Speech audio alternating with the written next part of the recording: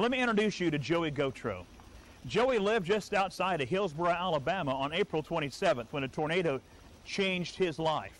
Here's his story. What were you doing on April 27th before everything happened? I went and helped my brother-in-law that morning. And it was weird because when I got up, I knew something was going to be wrong from that point on. And then me and him got to working and messing around, and the TV was on at the people's house where we were at. And I can't remember what, I think it was 19 or one of them, but they kept showing the radar. And then the woman that owns the house would flip it on Weather Channel, and they'd same thing, you know, show the radar. And I told him, I said, there's just something ain't right about today, man. It just didn't feel right. Mm-hmm. It was very strange.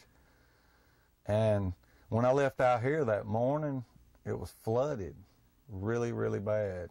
I mean, I'd never seen it like that out here. I've never had water in my front yard, but you couldn't walk out there. It'd been up to here at least. Because the morning rains that came through it was heavy. Just, everything was just weird that day. The color of the sky didn't look right. It looked green. You know, I just knew something wasn't going to be right. Well, on a day when you have morning tornadoes, which is odd. I mean, there are morning tornadoes through Marshall County and Coleman County, and then you start seeing the afternoon start getting nuts. So as this tornado came closer and closer, were you still out, or were you back at home by the time it started getting? We knocked off at lunch, because I told him. He said I don't understand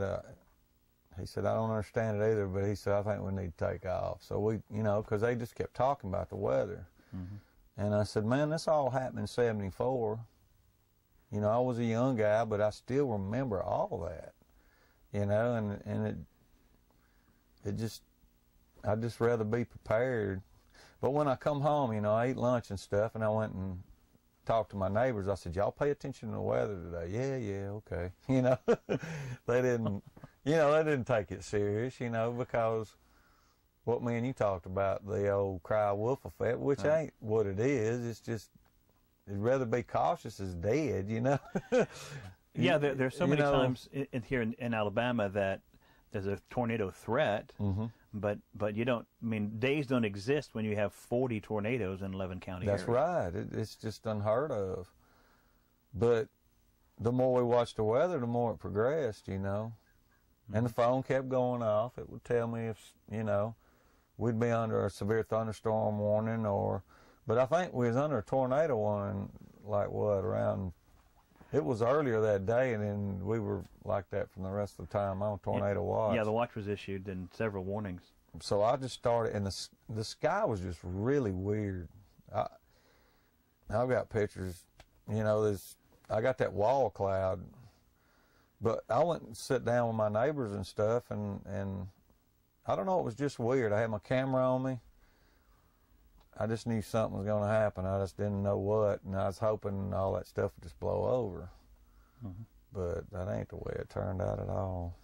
So you were, when the storm began approaching, tell me about your WeatherCall experience. What happened what WeatherCall? Well, I was sitting in their living room, and everybody was just going to go back to their trailers, I guess. And my neighbor's daughter has a baby and a small girl, and she was just going to go back to hers, which it used to be up here in the front, and her aunt's was right there next door, and they were all just going to go back to their trailers. But their grandmother lives in this brick house up here, which is a block house with brick around it. I said, there ain't nothing better to be in than that. And I just kept on and on. I wish y'all would go to that house. Would you please go to that house? And she finally said, yeah. I said, I can't believe it. They're finally agreeing with me. but I told Tommy and Janice, which are my neighbors, I said, I'm going to go with Mom and Dad's. I'm fixing to get out of here. I think it was around 3:30 or so we was discussing all this stuff. And about 3:50 or so, I kept watching, you know, I remember the times, and we walked out, me and Tommy walked out on his porch, and we could hear it. you know, and then the phone went off. Well, what did it sound like? Oh, man. It just a rumble? Yeah, it ain't really a train like everybody says. It's because it's you know how a train does. It just kind of ranges. Right. This thing had just like it's like somebody with a giant boom box to me, just going all the time. But the phone went off, and you said, you got 3 minutes and 48 seconds. Take shelter now. Because I think it was crossing like 157 up here or something. It hadn't got to Cleveland and up there where it hit, you know, the Maze's store and all that. It hadn't got there yet. But you could hear it. You could still hear it. I could, you know, and Tommy kept saying, that's thunder, that's thunder. I said, it's not stopping. So how far is Cleveland from here? I guess it's about 6-7 miles. So you're hearing the roar 10 miles away almost. Yeah. It's practically right over that hill there where it come over. And he said, I said, that's not stopping. He said, it ain't, is it? So we all went back in the house, and we all decided what we was going to do. And they went and got in this ton truck over here, this red ton truck, and stayed there and watched the whole thing. They were fixing to leave and go opposite way of it. You know, they were just going to ride this way. Because I told them, if y'all have to stay here and you're going to be in that truck, go that way because it's coming straight across here. But, you know, it could change. They change directions all the time. Yeah. That's not a sure thing either. Right. But I run to my house, and stupid me, I'm looking for my wallet. You know, I can't find my wallet. And I said, well, I'm tired of looking for it. And I looked around, there it is laying on the floor, and I grabbed it. And it's odd, I looked at my house and said, I hope you're here when I get back. And I got in the truck, and I tore off down the end of the driveway. As soon as I got to the end of the driveway, there it was. And the stuff was just, it was raining everything, you know, but it hasn't topped that hill yet.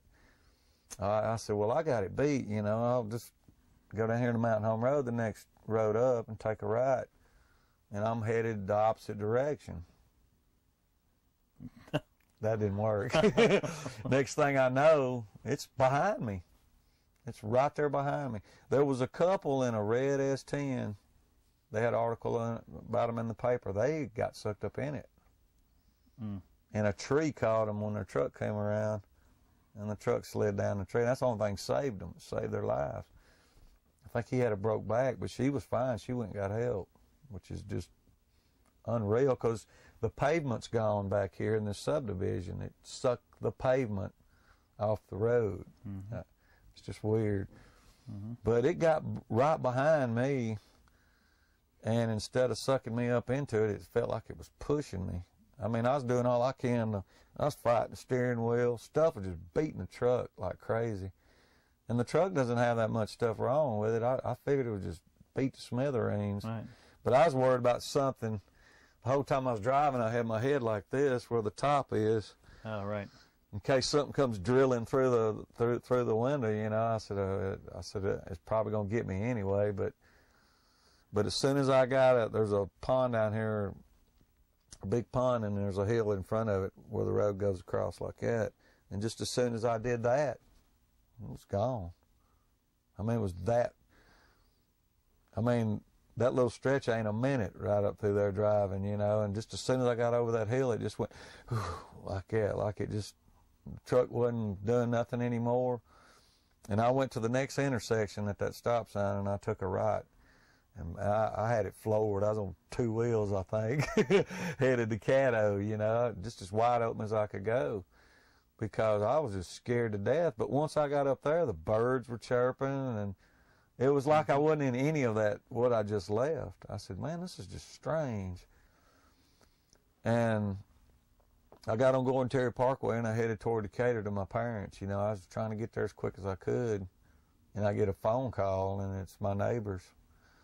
And it's my neighbor's wife, and she said, everything is gone. Your house is just gone. Everything is gone. And it was weird. I didn't say, well, is this good or that? I said, I don't care. Is everybody still alive? Is everybody still alive? She said, yes. everybody is okay. Everybody's coming out of the houses, and it was something.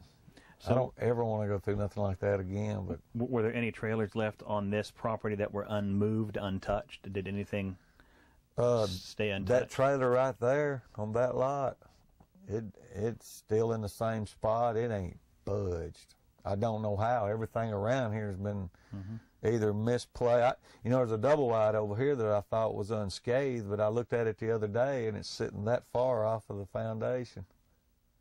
And they've reblocked it just till they can fix it. Right. They haven't fixed it yet, but I don't know how that thing's still here because the trailer next to it was completely demolished. I mean, it was like a bunch of small tornadoes balled up into one, and they were working like a whip, from what I could tell. So when it passed you, were you able to watch it go past, watch it go on? Yeah, but it started rapping in rain real bad, so you couldn't. It just was like a big old mess. When I got to that hill and went down, you could see everything falling and going everywhere, but you couldn't really make out the tornado anymore.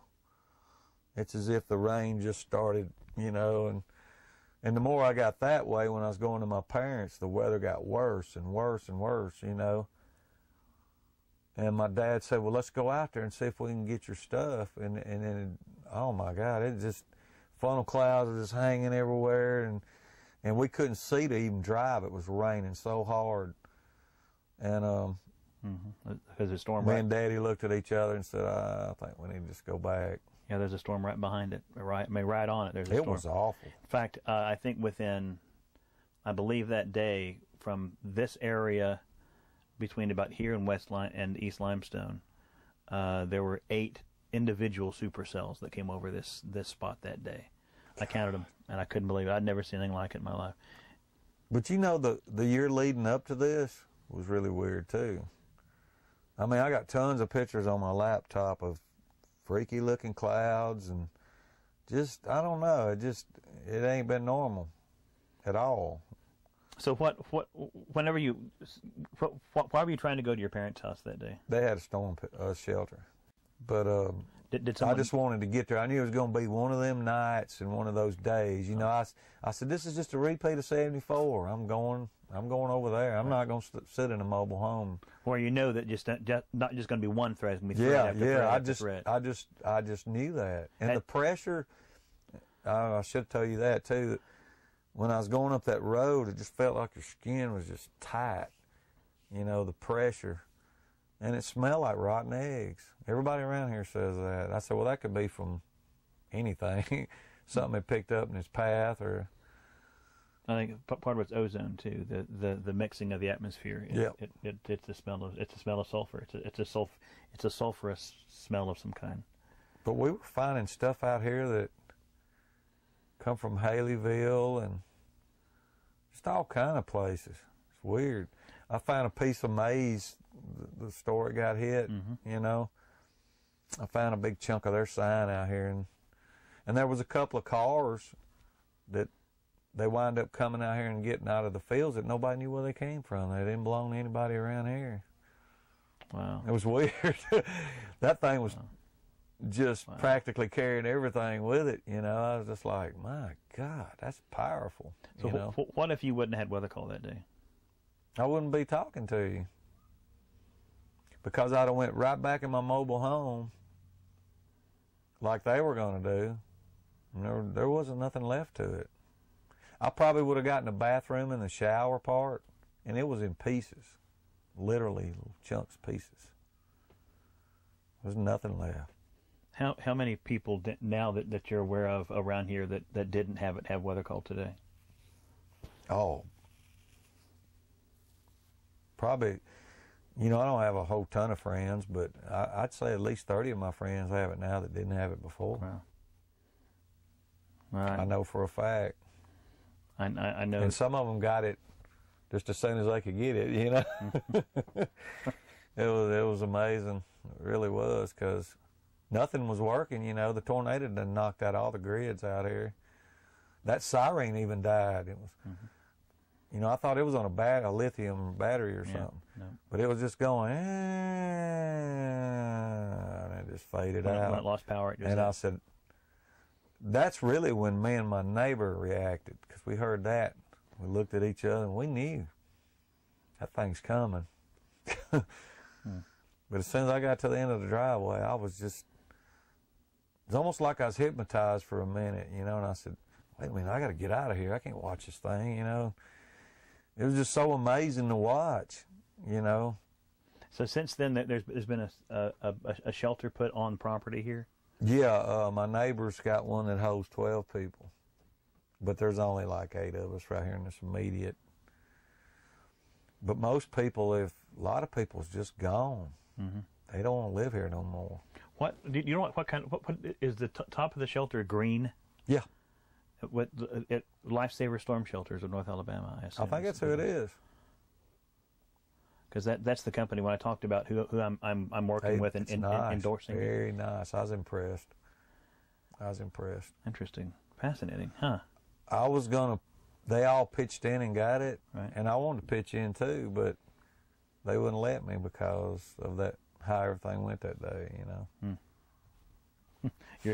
Your $7 WeatherCall was enough to contribute. Was enough. I mean, they were just like, that's just incredible. I said, I know. I said, we fuss about phones all the time. You know, God, who's this calling me? Mm-hmm. And I know people were probably sick of hearing your voice that day. Because I said, oh no, it's Brad again, you know, when I got to my mom and dad's. But after all that went down, I was like, there's Brad again. I didn't say it like that anymore, you know. Well, that's like when I called last night. You hear my voice? It was so strange because first time I heard him, that's the first time I heard you, and it was just like we just talking, you know. I said, I either hear you on that TV or hear you on the phone. Here's and Brad's you know, voice. the first time the guy that does it now did it, I said, man, this don't sound right. We used to hear Brad call, you know. Well, what we're doing with Lifesaver is I'm recording one for them now, because everyone that they put a shelter in for is going to get WeatherCall for. I think they're paying for it for life, which isn't much money for them. And then anyone who visits their website, we're given a year of WeatherCall for free, just because we know that once they get 1 or 2 WeatherCalls, they're going to get it forever. I mean, once you get a WeatherCall, it changes the way that you live. Well, you know, I don't have anything else. I didn't even bother. I don't even have TV anymore. I got DVDs, you know, people's giving me and this and that, and it's just not the same. That phone tells you right then where it's at. You got plenty of time to do something. I mean, I know TV's pretty accurate too, but I don't know. It's just something nice about having that thing on you. Even if you're not here, you'll know what's going on. Say like I'm in Decatur and there's a tornado coming here, I don't want to come back here. Right. That thing's telling me that it's done it in Lawrence County. Not to go, you know. It's just, did you come up with that, or how did all that come about? No, it's a company that they'd launched in 3 TV markets, and I learned about it because for years I taught as an emergency management instructor for FEMA. I taught emergency managers, police, fire, EMS, community services, governors, congressmen, whatever else, whoever's been through this training. I've taught for 10 or 15 years with a team of people. I've always told them, until you find people on their cell phones, you don't find them. Mm-hmm. I'll ask every group, and I've done this for 15 years. I'll ask them, when you want to get a hold of your daughter, what's the first number you try? And everyone to the person said, I try your cell phone. And then I say, okay, so there's a hazmat situation. How are you going to find her? Because that cell phone's not in her reverse 911. It's not in the county's reverse 911. How are you going to find her? And that's been the question. So I was looking for years, I was looking for that one device that would call every phone, a cell phone or a home phone, that one service. And the WeatherCall had just launched, and we were the 4th or 5th in the country to launch with it. Well, that's genius. And it's for the price point and what it does and how accurate it is and how reliable it is. That day, there were 156,000 messages delivered to North Alabama residents that day. Ain't that something? I mean, 156,000. I would say probably a quarter of them people might have perished, you know. without knowing that information. Right. There's a lot of people that tornado right there had, according to what the Weather Service found in their fatality rates and in the toughest parts of the tornado, 80% fatality rates above ground. People that were above ground, only 20% lived that were above ground. In all the path that they did, all the stuff that they researched. So to me, giving people any notice, any storm-specific notice like that, because TV stations, they'll tell you it's in the area, but they're not going to tell you what it's at your address. Oh no, because they're not going to tell you a county road. Yeah, because they don't have time to track all that stuff. They're talking to a whole bunch of people instead of just you. That phone seems like it's keying on you. Right. It's. Yeah, it's a service that when I first saw it and researched the company to see how rock solid this company is, and I thought these guys take it seriously. Their technology is real. And then when I launched it and I started seeing the calls and I started tracking the time and the fact that for the most part people are getting calls within 15, 20 seconds of when the warnings are issued. You can't beat that. You always hear how the bad things about technology, but that's one of the most positive things I've ever seen. How many minutes do you think before the time you got your weather call to when the tornado came through? Well, let's see. Well, it was 3:48 because you said take shelter immediately, and exactly that amount of time is when that thing got here. I mean, to the second. So probably because you left there, came here, got your stuff, got in the truck, started driving. Mm-hmm. So it was probably 6 minutes, 5 minutes. Probably was, because it was 4. When I got over that hill down there, it was 4:03. I do remember that. So all that happened seconds time, but that thing was from the hill to here, and just, me looking at it, I said, "Oh, I got plenty time." Yeah, it was moving at 60 miles an hour. It was across that field before I could get down there and turn on that road. That hill's had to be. That hill's a half mile away, maybe. Yeah, it's moving at 60, and the individual tornadoes inside, as the tornadoes themselves are spinning around, if the storm is moving at 60 and the individual tornadoes are moving at a relative 20 miles an hour in a circle, that means on the right-hand side of the large, what looks like a big giant wall, those tornadoes are actually moving at 60 plus 20. They're moving at 80 miles an hour on the right-hand side and moving at 40 miles an hour on the left-hand side as they're spinning around. Because it's like a blender. It's just like a blender going along the ground. That Dyson vacuum cleaner, mm-hmm. It looked just like that. I said, "Man, that is strange." Wow. And I couldn't sleep. Every night I'd go to sleep, I was in that truck again. It's weird. Does the sound? Do you still hear the sound, the noise? No, because I kind of blocked it out for a while, but it wasn't until I moved back out here. I ain't been out here long. That really started hitting me hard. What had happened. I guess because I was caught up in everything else, but my family's been really good. I was really fortunate. I had a leg to stand on. A lot of people out here didn't.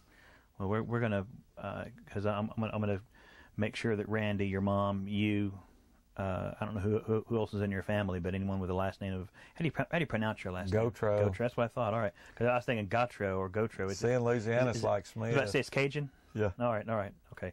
Because I met a guy there was a weather service conference I went to at a weather service in Greenville, Spartanburg, and the guy was from southern Louisiana, and he said his name. It was something similar. And I was in the room with like 30 people, and I said, "Oh, wait a minute. From where?" He said, "Abbeville." I said, "You're a coon ass." Well, my dad says. And he looked at me, and he looked at me, and everybody in the room was like, "Oh my," because people in South Carolina had no idea what that means. Yeah, what that meant. And they looked at me like, "Oh my God, what did you just say?" And this guy looked at me, and a big old grin came on his face. You said a compliment to him. They thought it was an insult. Exactly, that's right. You're a coon ass. and he said, "Yep, you know how you can tell if someone's a coon ass or not? It depends on how they say the Sabine River." I said, "That's right, exactly." Man, they're into that culture down there. Oh man, I know it. But anyway, I'm gonna, because the Gotro family is gonna get WeatherCall forever. I mean, it's just cool. It's the way it's gonna be. I need to make sure, your brother, your mom, you. I don't know if there's other siblings that helped out. But, yeah, I got man. They're all just giddy about all that. Well, that because it could have sure turned out different. Golly, man. Well, thanks for sharing that with me, because we're going to share that on the WeatherCall website, on the storm shelter website. No I think it's problem. fascinating that it's Lifesaver storm shelters that put the shelter in. Green's my favorite color. Yeah, and they went over there and painted it, or they brought it out like that. Yeah, bright, big old green color, and then the inside just this bright white. I got in that day and I was like, man, that's my favorite color. Does that shelter is it open? I mean, yeah, it's real muddy over there. Oh yeah, but you can go up to it. I mean, it's only muddy around the shelter itself. Right. You can go check it out. Open up into it. I want to see how big the we smoothed the 12-person shelter. We smoothed we worked on it a little bit about a week ago. Got grass planted on it and all that stuff. Yeah, because it's so late in the season, though, I don't think that grass is going to be able to come up. When I talked to Danny Robertson, the guy that installs them, he said, yeah, we got a 12-person shelter, seats 12. I said, yeah, but it'll probably stand 20 or 25 motivated people. He said, yeah, I think so. That all depends if they went to clown college or not, maybe. They ain't going to have to tell me twice to get in it. Matter of fact, when we had that, we had like a straight line winds a while back, 110 mile an hour that hit Decatur over here. Yep. Well, I was in this thing, and I woke up and this thing's doing this, and I went, I ain't staying here. You son of a gun. They're banging on their door. I said, I'm coming in here with y'all because it's running distance to that storm shelter. They said, come on.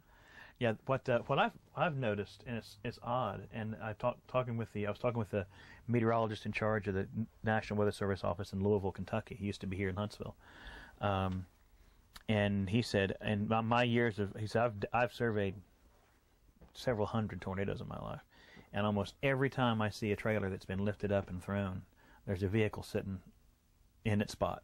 I mean, sitting in place. And he said, even though I can't officially tell people, leave your trailer and go get in your car.